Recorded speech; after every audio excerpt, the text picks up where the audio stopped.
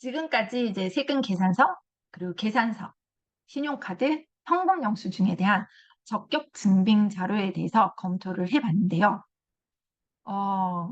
만약에 이런 재화와 용역의 대가를 받는 이러한 일련의 네 가지의 적격 증빙 자료 외에 다른 자료를 지출 증빙을 수취했다. 그러면 이거는 지출 증빙으로 인정이 안 되는 것일까요? 이번에는 이 적격 증빙 외에 다른 자료에 대해서 우리가 비용으로 인정을 받을 수 있는지 없는지에 대해서 한번 알아볼까 합니다.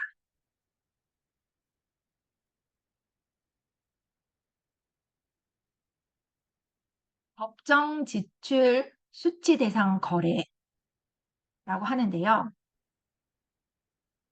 세법에서 말하는 내용을 한번 얘기해 보도록 하겠습니다.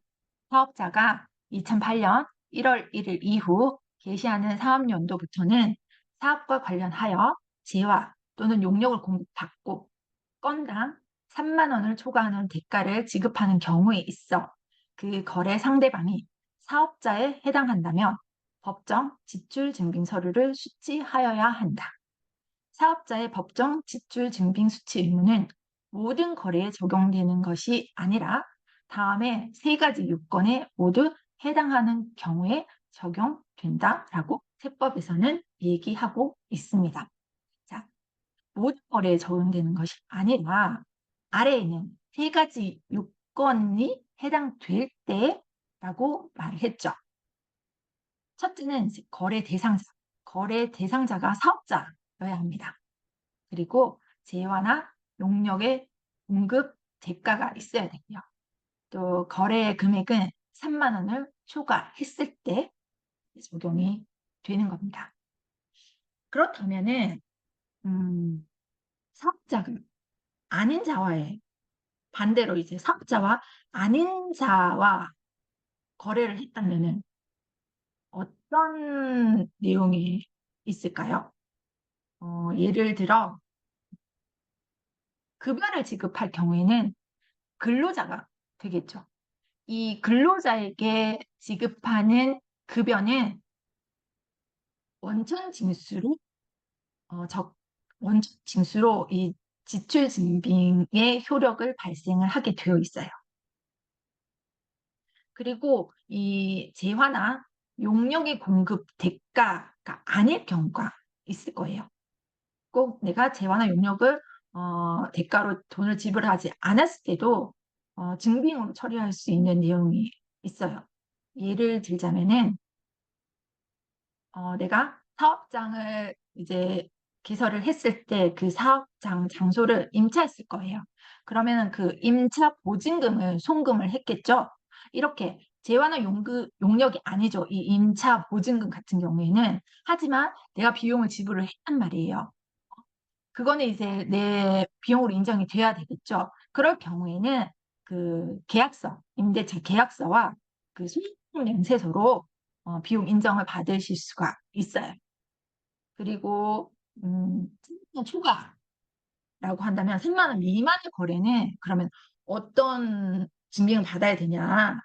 이럴 경우에는 여러분들 이렇게 보셨을 거예요. 아마 일반 영수증이라고 해서 이렇게 위에 날짜 금액 적고 아래 이렇게 더 이상 내용 없다는 그런 이렇게 세로로 된 영수증이 있는데 그런 영수증이나 아니면 뭐 입금표 아니면 거래 명세서 이런 걸로도 그러니까 증빙 소액 거래인 거죠. 3만 원 이하의 소액 거래는 이런 영수증으로도 증빙 자료를 할 수가 있다는 거예요.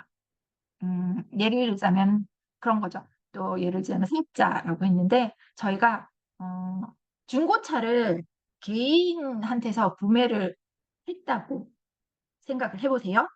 그러면은 그 개인은 세무사를 발행할 수도 없고 현금 영수증이나 신용카드도 발행할 수가 없겠죠. 이럴 경우에도 그 지출 증빙이 된다는 거죠. 그 자동차를 구매한 구매 계약서와 그 송금한 송금 명세서로 개인과의 거래에서 증빙을 할 수가 있다. 거래 상대방의 범위에 대해서 정의를 했는데요. 음, 거래 상대방이 사업자인 경우만 적용이 된다고 말씀드렸죠. 그리고 사업자가 개인과의 거래에 있어서는 법정 지출 증빙 수치 의무가 없다라고 말씀드렸어요. 또한 그 사업자는 사실상 사업자를 의미하고 실제로는 사업을 영위 중인 미등록 사업자도 포함을 시켜놨어요. 하지만 그 폐업한 사업자는 사업자에 해당되지 않아요. 그렇다면은 실제 사업자 등록증을 내고 있는 사업자와 실제로 사업을 영위는 하고 있지만 미등록 사업자 또한 이 사업자에 포함이 된다고 정의하고 있는데 지금 말하는 지금 이 미등록 사업자를 포함시킨 이유가 있어요. 이렇게 미등록 사업자와의 거래를 했을 때는 적격증빙 수치를 못하겠죠? 이 적격증빙 수치를 못할 경우에는 적격증빙 미수치 가산세 2%를 적용을 받게 되어 있어요. 그렇게 되면은 이 미등록한 사업자와 거래를 좀 기피했겠죠. 어, 그렇게 되면은 이 미등록 사업자는 자기가 이제 사업을 하기 위해서는 사업자 등록증을 내야 될 거예요. 이렇게 미등록된 사업자들을 양성화시키기 위해서 이런 가산세를 적용을 시킨 거예요. 세무서에서는. 그래야지 좀 더 양성화가 되고 기존의 사업자들은 이런 미등록 사업자와의 거래에서 불이익이 주어지기 때문에 사업자가 있는 사업자와 거래를 하게 되겠죠. 여기서 이제 폐업한 사업자는 사업자 해당이 안 된다라고 명기되어 있는데 폐업자 같은 경우에는 좀 이제 깊 들어가서 얘기를 하자면 이 사업자가 폐업을 할 때는 이제 부가세 신고를 하게 되어 있어요. 그 재고 자산이 그 재화에 대한 재고 자산이 남아 있을 거예요. 그럼 이 재고 자산에 대해서도 이제 마무리를 할 때 부가세를 내게 되어 있어요. 이 폐업 시 잔존 재화에 대해서 부가세를 내도록 신고를 하도록 되어 있어요. 그래서 이 폐업 사업자는 폐업을 하면서 부가세 신고, 이 잔존 재화에 대해서 재고 재화에 대해서 부가세를 미리 납부를 해둡니다. 하지만 이 폐업한 사업자가 이 재고를 언젠가는 처분을 해야 되겠죠. 그래서 이 재고에 대한 재화를 어, 다른 사업자가 구매를 했을 경우에 그 구매한 거래 상대방은 그 2%의 가산세를 부과하지 않습니다. 왜냐? 이미 부가세를 납부한 재화이기 때문이에요. 그래야지 공평하고 적당하겠죠. 음. 그래서 이 폐업 사업자를 사업자 안에 두지 않은 거예요. 그리고 그 사업자에는 법인인 경우에는 내국 법인이든 외국 법인이든 구분하지 않습니다. 또 부가치세법에 규정한 사업자, 말씀드렸던 사업자 등록증을 낸 사업자, 그리고 미등록 사업자까지 포함한다는 거죠. 그리고 거주자, 소득세법에 규정한 사업자. 하지만 국민사업자는 없는 비거주자 같은 경우에는 사업자 대상에서 제외가 됩니다.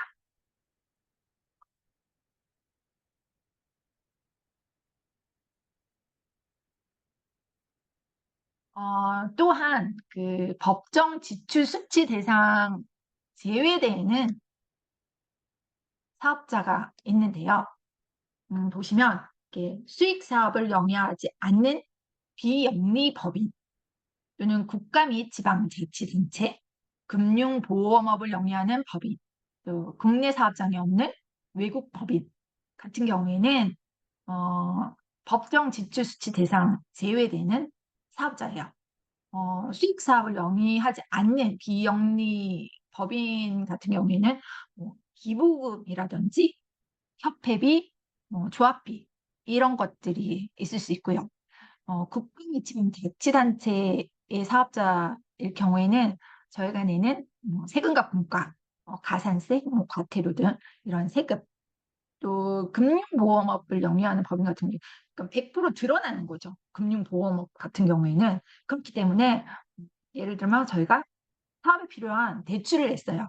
그러면 그 대출 이자를 갚겠죠? 그런 대출 이자 이제 원리금 상환 리스트, 그리고 통장에서 불입된 그 이자 내역, 이런 걸로도 법정 지출 증빙이 된다는 거죠. 따로 이런 세금 계산서, 계산서, 신용카드, 현금 영수증이라는 이 적격 증빙이 아니더라도 인정이 되는 내용이죠. 예를 들어 보험료를 낸다든지, 아니면은 은행 송금 수수료, 이런 영수증 있죠. 그런 것들도 다 이제 증빙으로 처리할 수 있고, 국내 사업장이 없는 외국 법인과 거래했을 때는 당연히 이제 수치 대상에서 제외가 되겠죠. 이런 경우에는 해외 송금 명세서나, 아니면 수입 같은 경우에는 이렇게 수입 신고 필증, 아니면 인보이스라는 서류들이 있어요. 그런 서류들만 구비를 하시면은 이제 비용으로 처리가 가능하다라는 내용이고요. 유형별로 이제 지출 준비를 알아볼게요. 일반 과세자와의 거래를 했을 경우에는 그 세금 계산서 또는 신용카드, 현금 영수증 등을 수취하시면 되고요. 간이과세자와 거래일 때는, 간이과세자는 이제 세금 계산서를 발급이 불가능해요. 그렇기 때문에 신용카드, 현금 영수증 등을 수취하시면 됩니다.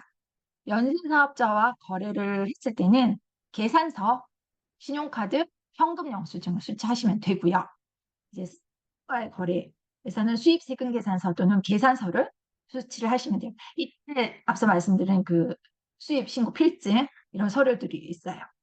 그리고 미등록 사업자와 거래를 했을 때는 그 거래 상대방은 증빙물비 가산세 3만 원 초과하는 부분에 대해서는 2%가 있다라는 걸 알아두시면 될 것 같아요.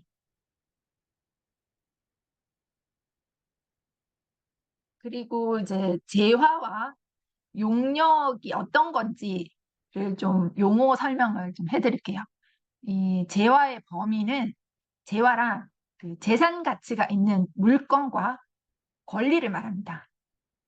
물건에는 상품, 제품, 원료, 기계, 건물 등의 모든 유체물이 들어가고요. 전기, 가스, 열 등의 관리할 수 있는 자영역 또한 물건으로 들어갑니다. 권리는 방어권, 특허권, 저작권 등 물건 외에 재산적 가치가 있는 모든 것이라고 말씀을 드리고 있어요.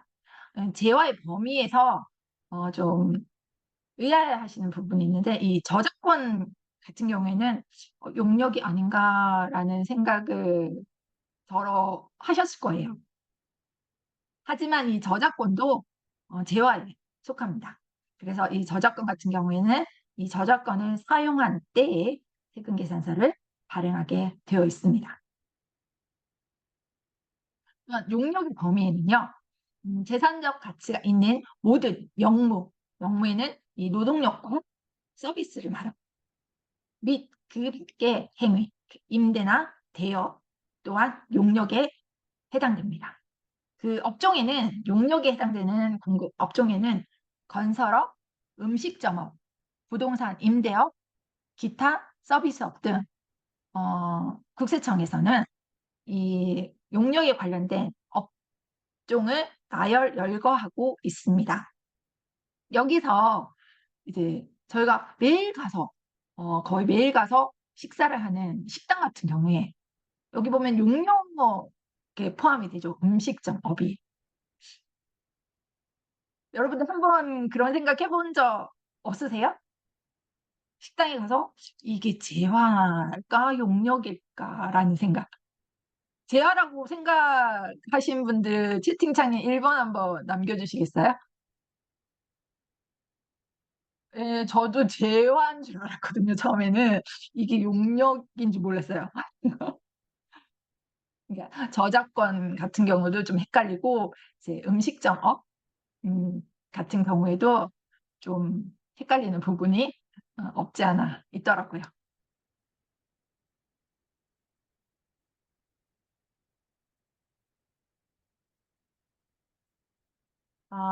또한 과세 대상에 해당하지 아니하는 내용들도 있습니다.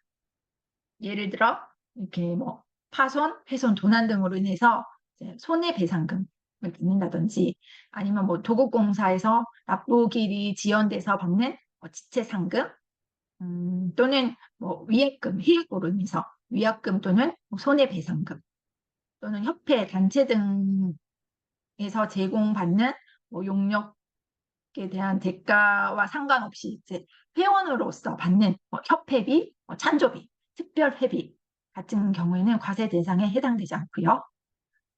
또한 변상금 또는 뭐 이주보상비, 영업 손실보상금 등도 이제 과세 대상에 해당되지 않습니다. 법정 지출 증빙 수치 특례가 있는데요.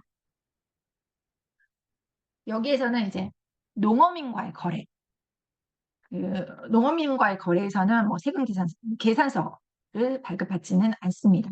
현금 영수증이나 또는 신용카드 면제 대상이 돼요. 하지만 법인 이렇게 격이 있는 법인인 농어민 뭐 협회나 아니면 주식회사가 있어요. 그런 곳에서 제와 용역의 거래가 있을 때는 계산서를 받을 수 있어요. 계산서를 받으셔야 돼요.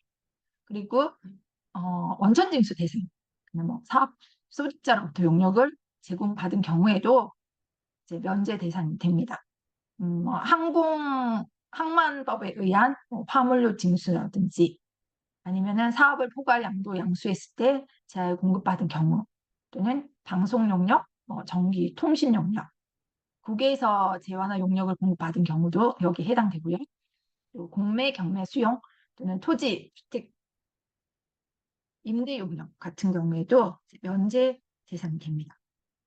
앞서 말씀드린 뭐 택시 또는 금융보험 용역 또는 입장권, 승차권 같은 그리고 항공기 항행 용역, 간주 임대료 부가세, 또 연체이자, 유로 통행력, 또 철도 여객 운송 용역 같은 경우에도 이제 법정 지출 수치 대상